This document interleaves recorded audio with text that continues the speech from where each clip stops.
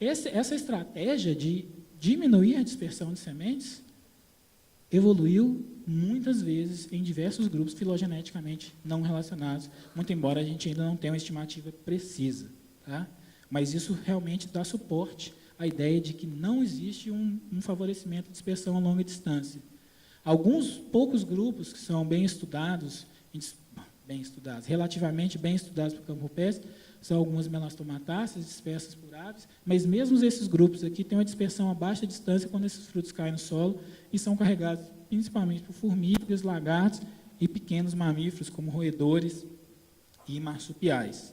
Esse é um trabalho que a gente tem feito junto com o Marco, o Adriano e a Cris.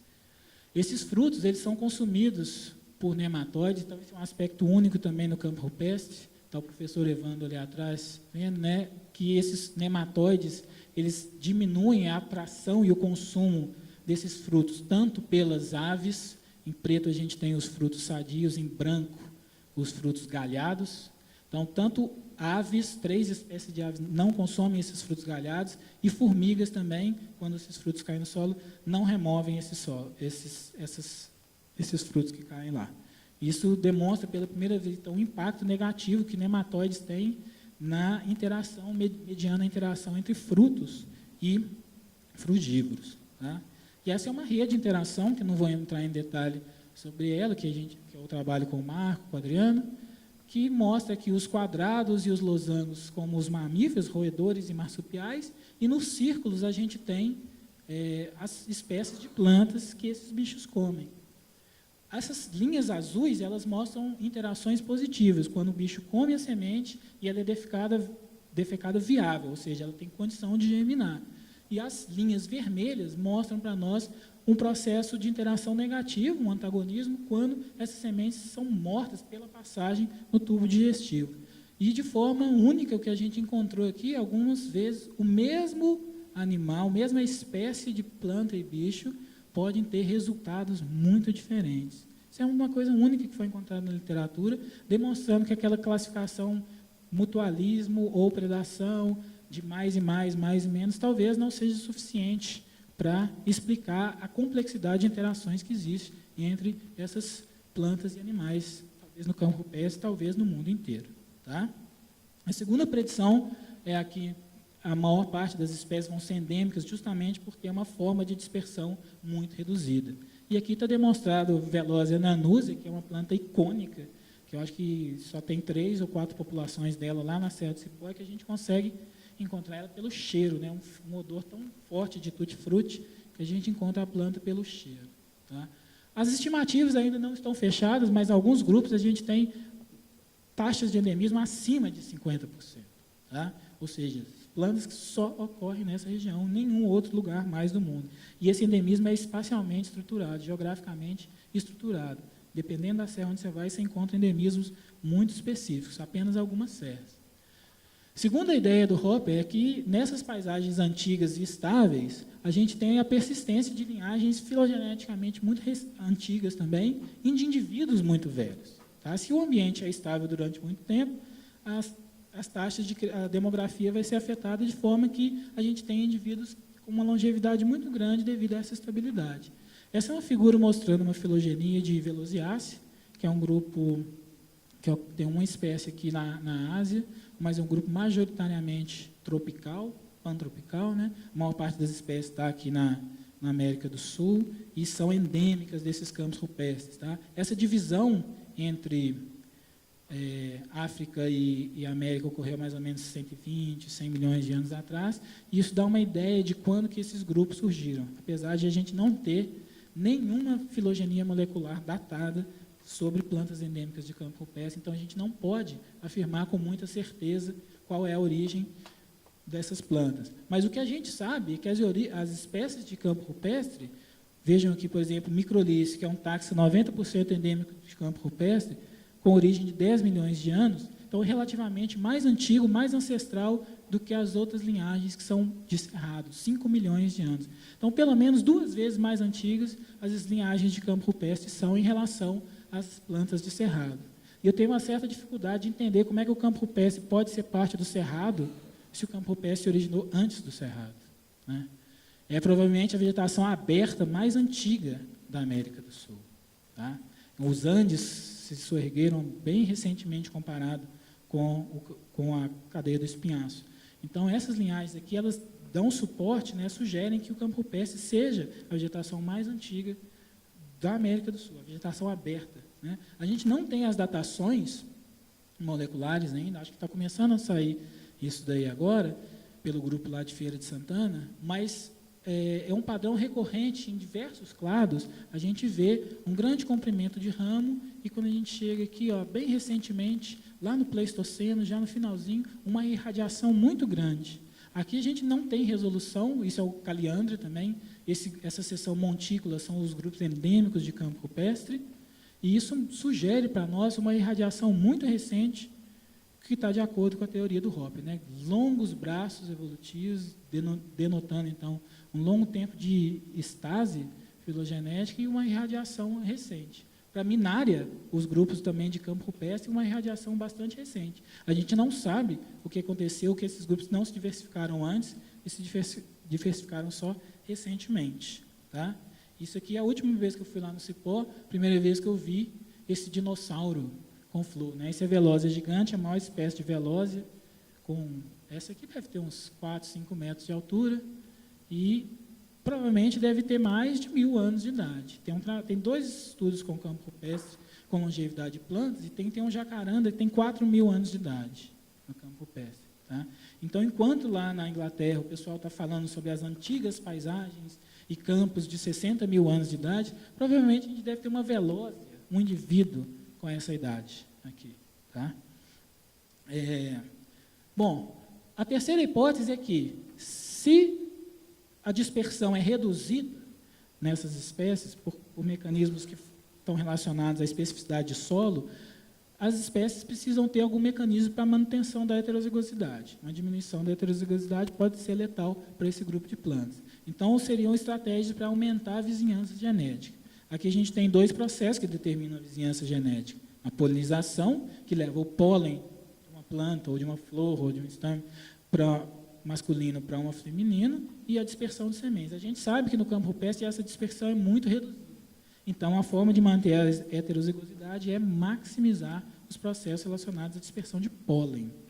Então, a gente espera encontrar nesses grupos de campo rupestre uma taxa muito grande de plantas polinizadas por abelhas de grande porte e por beija-flores, por animais, por vertebrados, que é o que ocorre na Austrália, que é o que ocorre na África do Sul também. E, de fato, é isso que a gente encontra. A maior parte das plantas de campo rupestre são polinizadas por abelhas pequenas, grandes ou médias, e, de forma bastante marcante, à exceção da caatinga, aqui, a gente tem uma predominância muito grande de síndromes de polinização por aves, principalmente os beija-flores, que nosso amigo Tadeu estuda aqui com suas ervas de passarinho. Outro mecanismo interessante de manter a diversidade genética é a dioicia, né? Plantas que contêm um único sexo, então são obrigatoriamente alogâmicas.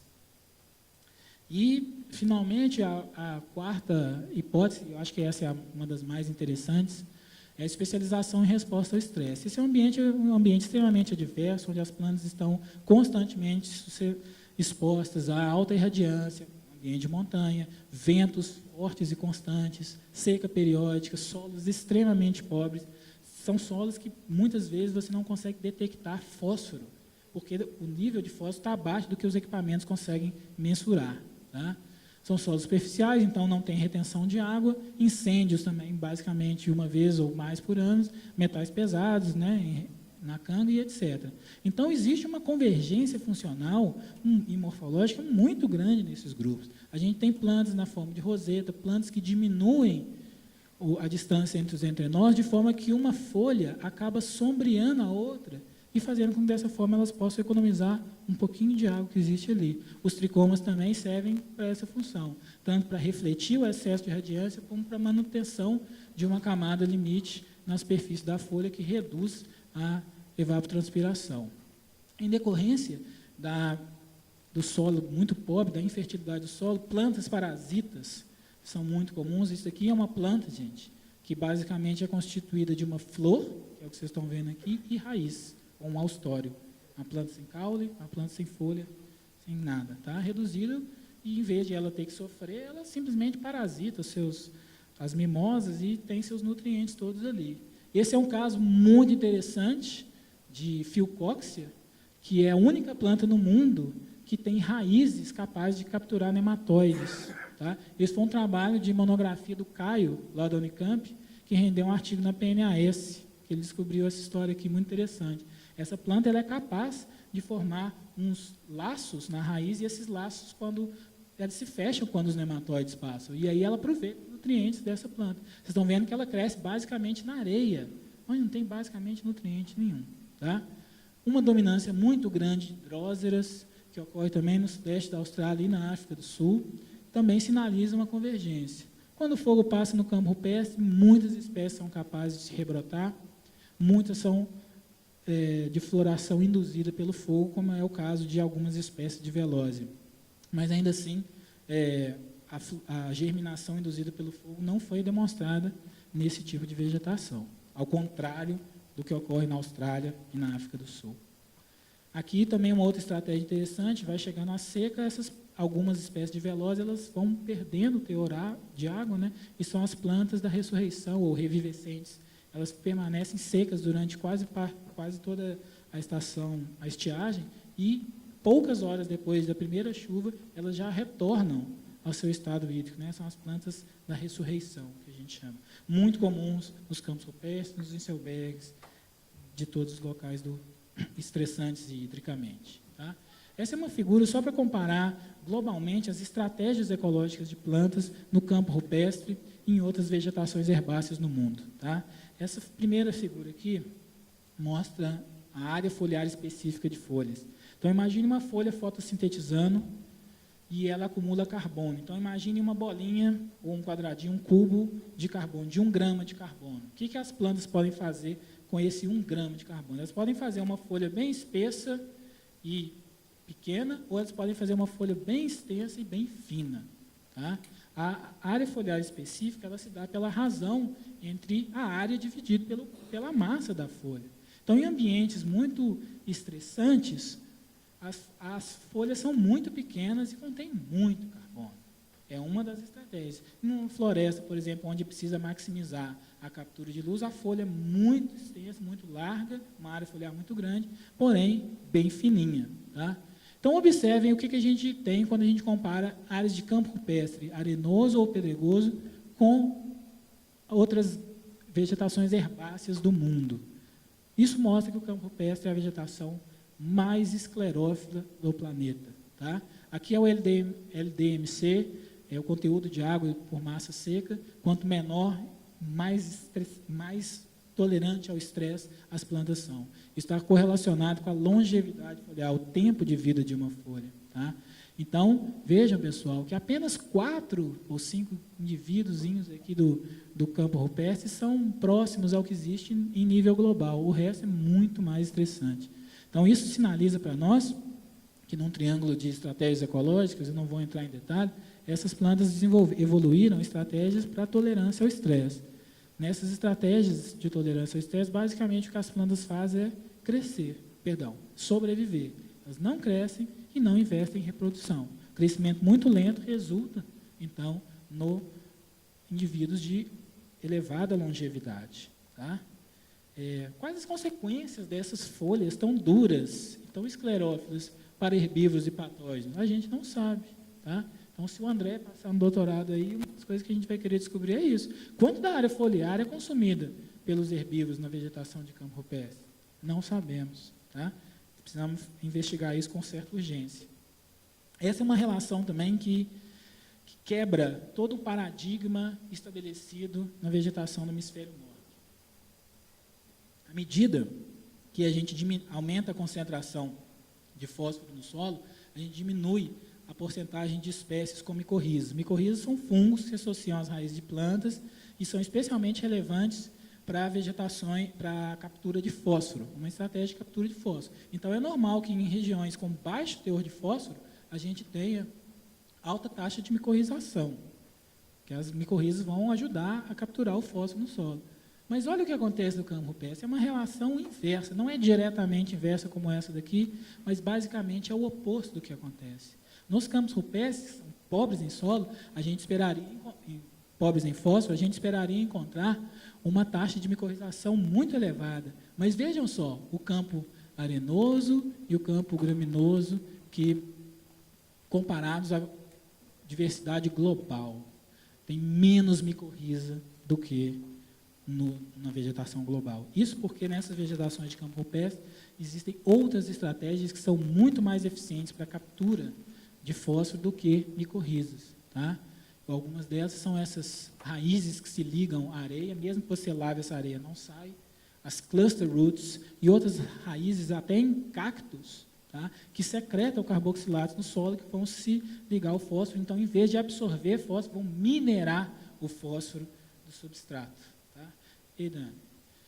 Muito bem, então, eu não vou detalhar tudo isso aí, os artigos estão por aí, tá, gente? Mas existe uma convergência evolutiva muito grande que ocorre no Congo, ocorre nos Fimbos, na África do Sul, e ocorre aqui nos campos rupestres também.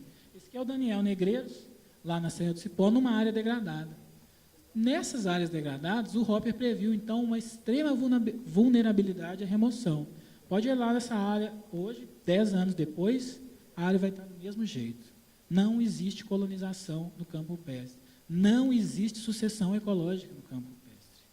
Tá? É um conceito que você lê em qualquer livro de ecologia. Não existe isso aqui no campo rupestre. Tá? São solos extremamente improdutivos e não permitem a chegada de espécies nativas justamente pela limitação na dispersão de sementes. Então, essas paisagens elas se mantêm durante muito tempo ali e, eventualmente, elas são colonizadas por espécies invasoras, como o próprio Newton mostrou na tese de mestrado. Nas beiradas de estrada vão chegar capim gordura, vai chegar braquiária e outras coisas. A Swazik tentou restaurar esses campos rupestres, 2 artigos que ela publicou ano passado, todas as técnicas utilizadas para restauração de ambientes florestais ou herbáceos na Europa não funcionaram aqui. O sucesso foi basicamente zero. Tá?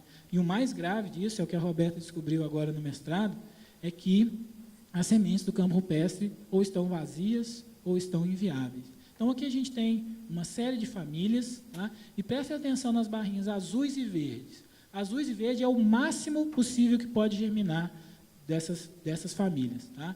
Em que cor é essa? Laranja? Marrom? Marrom, cocôzinho de neném. Né? São as sementes que estão vazias. Você abre a semente e não tem nada.